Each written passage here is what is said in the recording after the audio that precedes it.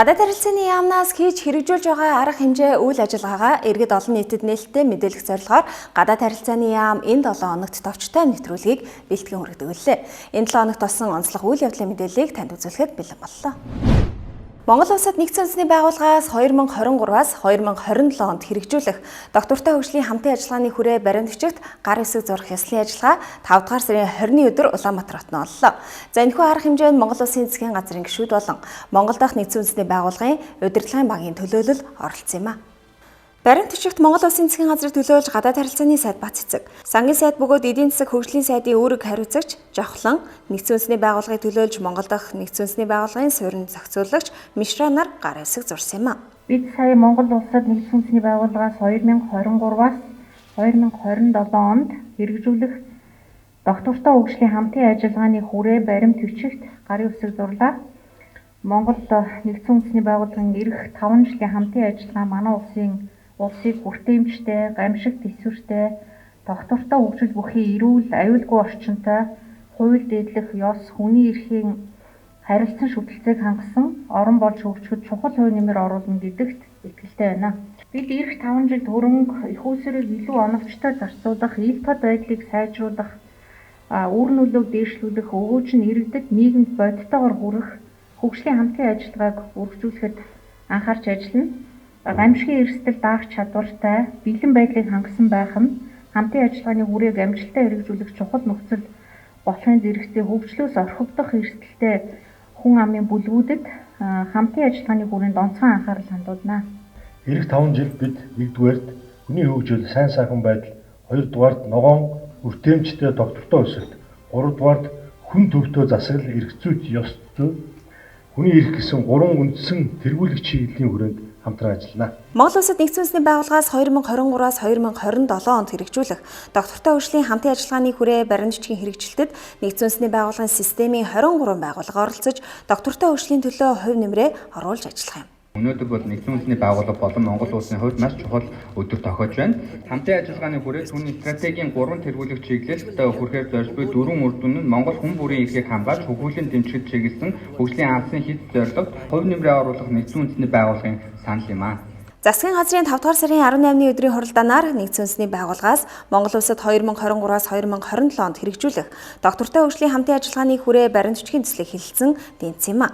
За энэхүү баримт бичгийг доктортой хөгжлийн 2030 хөтөлбөр, Асын хараа 2050 болон үндэсний хөгжлийн бусад баримт бичгтээ нэгт уялдуулан боловсруулж хамтын ажиллагааны стратегийн тэргүүлэх чиглэлүүдийг тодорхойлон эдгээр төрөх үр дүнгийн 4 зорилтыг дэвшүүлсэн юм а. Монгол улс Япон улсын хооронд дипломат харилцаа тогтоосны 50 жилийн зориулсан шуудангийн маркийг нээх анхны өдрийн ёслол 5 дугаар сарын 19-ны өдөр гадаад харилцааны яамд боллоо. За энэхүү нээлтэнд гадаад харилцааны яамны төрийн нарийн бичгийн нар анх баяр Япон улсаас Монгол улсад цугаа онц бөгөөд бүрэн эрхтэлчин сайд Кобаяши болон Монгол шуудан компаниг гүйцэтгэх захирал Анхбаатар нар оролцож үг хэлсэн юм а. Энэ арга хэмжээний хүрээнд төлөвлөсний дагуу бид нар хоёр улсын харилцааны 50 жилийн зориулж шуудангийн марк гаргаж байгаа юм. Ер нь бол энэ 50 жилийн хүрээнд бид нар оны эхнээс ахуулаад олон арга хэмжээ төлөвлөсөн.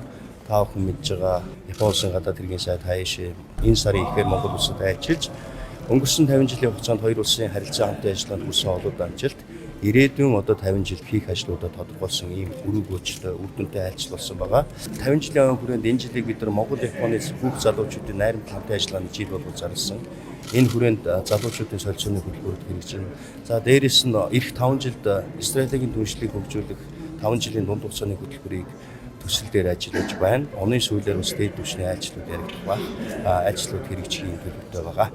Оны марк гэдэг нь тэр хоёрын найрамд харьцааг тэмдэглэж ирүүдээ цохор үрэг тэгэж хабодож байна.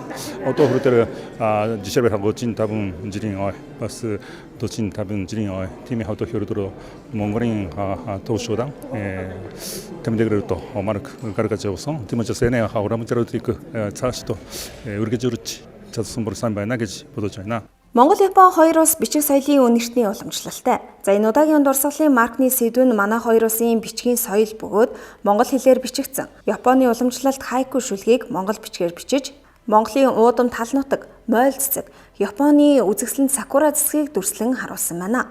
Энэ мэдээж ер нь бол дарамт тахны улс оронд ийм богино хэлбэрээр бичих шүлгийн урлаг гэж байдаг. Тэгэхээр энэ бол одоо Японы хувьд дэлхийд алдарсан хайку гэж шүлэг байгаа.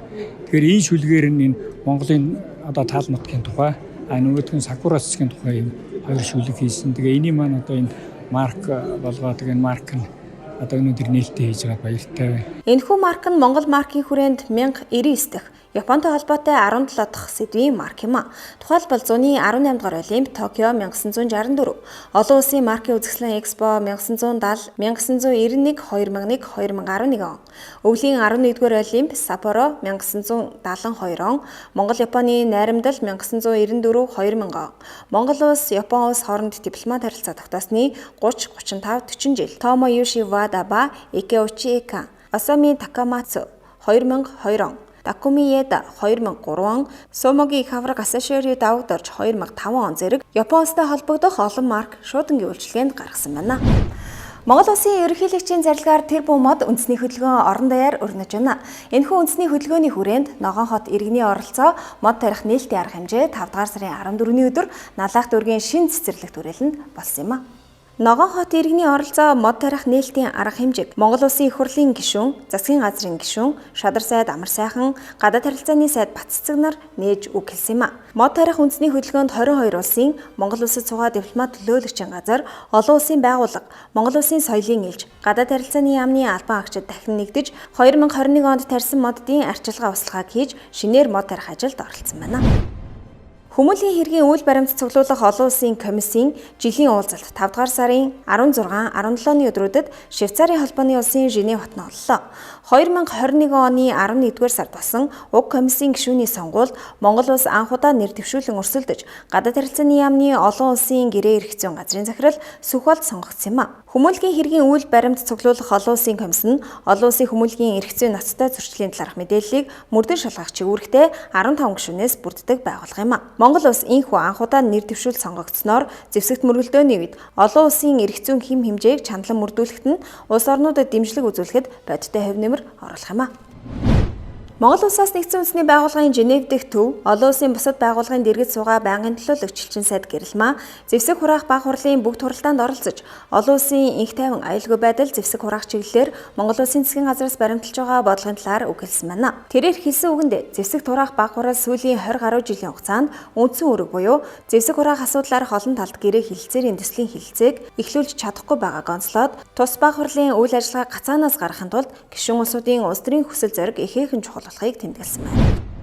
Монгол улсаас нэгдсэн үндэсний байгууллагын Женев дэх төв болон олон улсын бусад байгууллагын дэргэд суугаа байнгын төлөөлөгч элчин сайд Гэрэлмаа олон улсын худалдааны төвийн гүйцэтгэх захирлын орлогч Дороти Дембог хүлээн авч уулзлаа. Уулзалтаар олон улсын худалдааны төвөөс Монгол улсын хувийн хөвшил чиглэн хэрэгжүүлсэн төсөл хөтөлбөр, засгийн газрын дэмжлэгээр боловсруулсан худалдаа хөрөнгө оруулалтын зураглал, баримт бичгийн 2 дахь шатыг эхлүүлэх явц байдлын талаар харилцан мэдээлэл солилцсон байна. Монгол улсаас Их Британи, Умард Ирландын нэгдсэн хаанд улсад суугаа элчин сайдын эсвэх 5 дугаар сарын 16-ны өдөр нэгдсэн үндэсний байгууллагын төрөлцсөн байгууллага, олон улсын далайн байгууллагын дэргэд суух байнгын төлөөлөгчөөр томилогдсон итгэмжлэх цагтлаа тус байгууллагын ерөнхий нарийн бичгийн дарга Кеда Климт гардууллаа. Тус уулзалтаар элчин сайдын эсвэх ерөнхий нарийн бичгийн дарга Кеда Клим нар Монгол улсын далайн тухай хууль тогтоомжийг шинжлэх, энэ салбарт хүний нөөцийн чадхыг бүрдүүлэх чиглэлээр хамтран ажиллах боломжийн талаар санал солилцож, тус байгууллагын үйл ажиллагаанд Монгол улсын оролцоог идэвхжүүлэн ажиллах эрмэлзэлтэй байгаагаа илэрхийлсэн байна.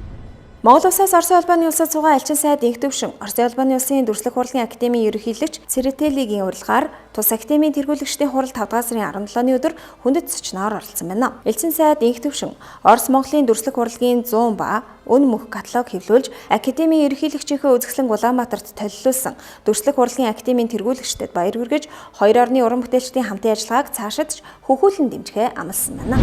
Өнгөрч байгаа 7 хоногт болсон онцлог үйл явдлын мэдээллийг гадаад харилцааны яамны хэвлэлийн төлөөлөгч Ариу Чирэл танд бэлтгэн үзүүллээ. Таны эх 7 хоногийн ажил үст өндөр амжилт хүсье.